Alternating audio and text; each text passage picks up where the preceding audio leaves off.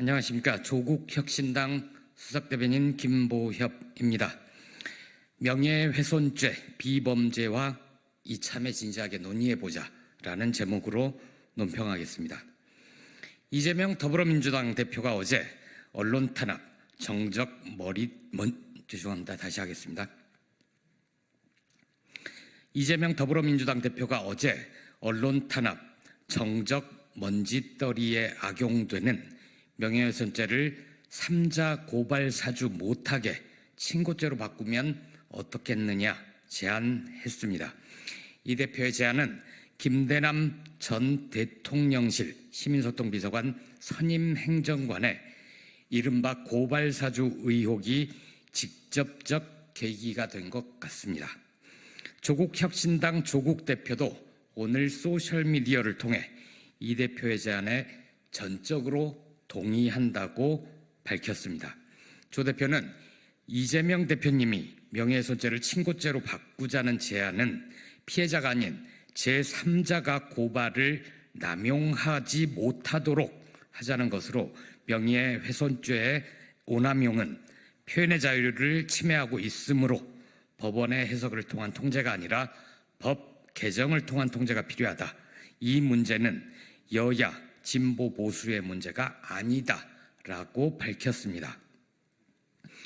용산 대통령실 언론 고발 사주 의혹에 발단이 된 녹취록을 보면 시민사회 수석실 김 전 행정관은 새민련이라는 시민단체 등을 통해 자신이 윤석열 대통령의 배우자 김건희 씨 등을 취재하는 언론 매체에 대한 고발을 사주했다고 스스로 자랑하듯 떠버렸습니다.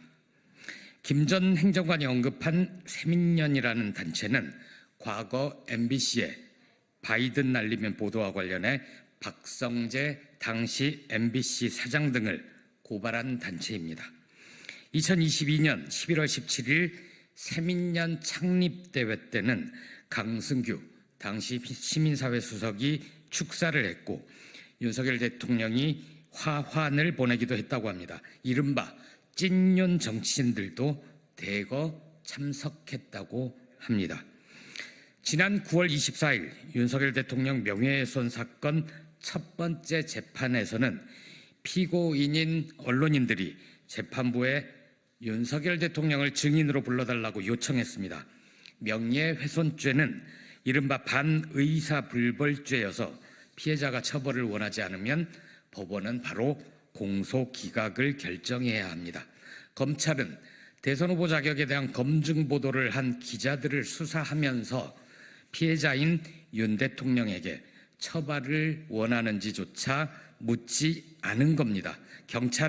검찰은 윤 대통령의 명예는 고발 사주조차 필요 없이 심기경호를 통해 셀프 수사를 하나 봅니다.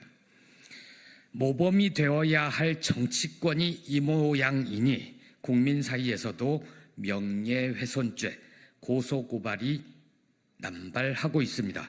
아파트 입주자 대회 회의에 참여하거나 재개발 조합에라도 관여한 사람들은 사소한 말다툼에도 분쟁을 스스로 해결할 생각을 하지 않고 바로 검경으로 법원으로 달려갑니다.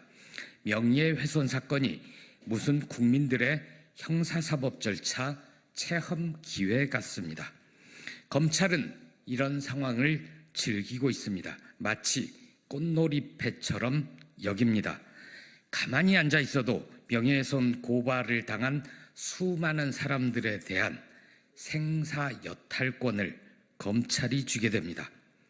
명예훼손 고발이 잦으니 검찰은 사건 수가 절로 늘어납니다. 그에 따라 인력과 예산을 확대해달라고 떼를 씁니다. 검찰개혁은 제도와 조직에 대한 수술이 중요합니다. 하지만 근본적으로는 형사사법 총량을 줄이는 방향으로 가야 합니다. 현 정권이 추수하는 미국은 명예훼손이 원칙적으로 범죄가 아닙니다. 민사상 손해배상 청구 대상일 뿐입니다. 표현의 자유가 보다 우월한 가치로 존중받기 때문입니다. 조국혁신당은 명예훼손죄의 비범죄화를 적극 추진하겠습니다. 그것이 민주주의 근간인 표현의 자유를 최대한 보장하고 명예훼손 수사를 빌미로 검찰의 언론 탄압을 막는 근본적인 방법입니다. 우리 사회가 나아가야 할 방향입니다. 대한민국과 우리 국민들께선 그 정도의 민주주의를 누릴 자격이 충분합니다.